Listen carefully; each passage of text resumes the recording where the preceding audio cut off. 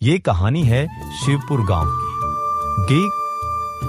एक ऐसा गांव जहां कभी देवी देवताओं का आशीर्वाद बहता था, पर वक्त के साथ आस्था कमजोर होती गई और लोगों के मन में अंधविश्वास, लालच और डर पनपने लगा, जिससे इस गांव के लोगों में एकता नहीं रही।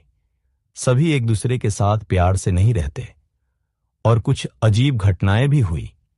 उसका जिक्र हम कहानी के आगे करेंगे।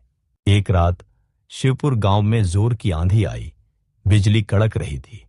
सभी लोग अपने घर में थे। उसी गांव का एक किसान था जिसका नाम हरिया था, और उसी रात हरिया के घर एक बहुत ही प्यारी बच्ची का जन्म हुआ। तभी बगल में बैठी दाई बोली, ये कोई साधारण बच्ची नहीं है, देखकर ही ये किसी देवी का रूप लग रही है। हरिया ने बच्ची का नाम गौरी रखा। समय के साथ गौरी बड़ी होते गई। जैसे जैसे वो बड़ी हुई, गांव में अजीब अजीब घटनाएं भी घटने लगीं। मैंने खुद देखा, गौरी जिस जगह खड़ी होती है वहां सूखी जमीन से फूल उगाते हैं। गौरी सच में देवी का रूप है। देवी का? ये कैसी बात कह रहे हो? मुझे तो ये जादू टोना जैसा लग रहा है। और अगर ऐसा है फिर तो ये लड़की मनहूस है। एक दिन की बात है, उस गांव में एक तांत्रिक आया। उसका नाम काला नागेश था और उसकी नजर गौरी की शक्ति पर थी, जिसे वो पाना चाहता था।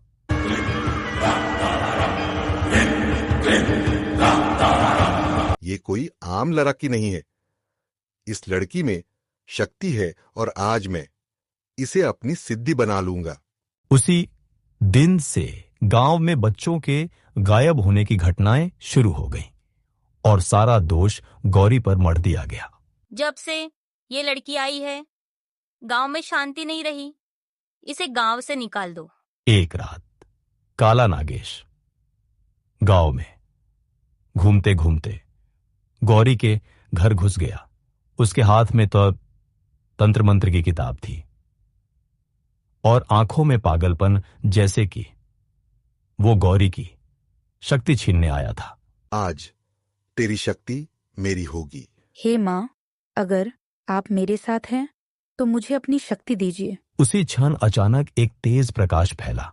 माँ और अन्न की प्रकोप से काला नागेश वहीं जलकर राख हो गया। जब गौ वालों को उस रात की बात पता चला, सुबह गांव वाले दौड़ते हुए गौरी के घर आए और देखा कि गौरी एक दिव्य तेज में लिपटी खड़ी थी। हमसे गलती हुई गौरी, तू सच में माँ दुर्गा की कृपा है। माफ कर दे बेटी।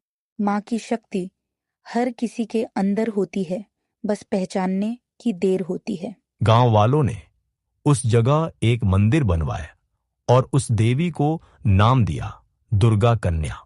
कभी कभी कलयुग में भी माँ दुर्गा किसी न किसी रूप में हमें याद दिलाती हैं कि जहां आस्था है वहां चमत्कार भी होते हैं।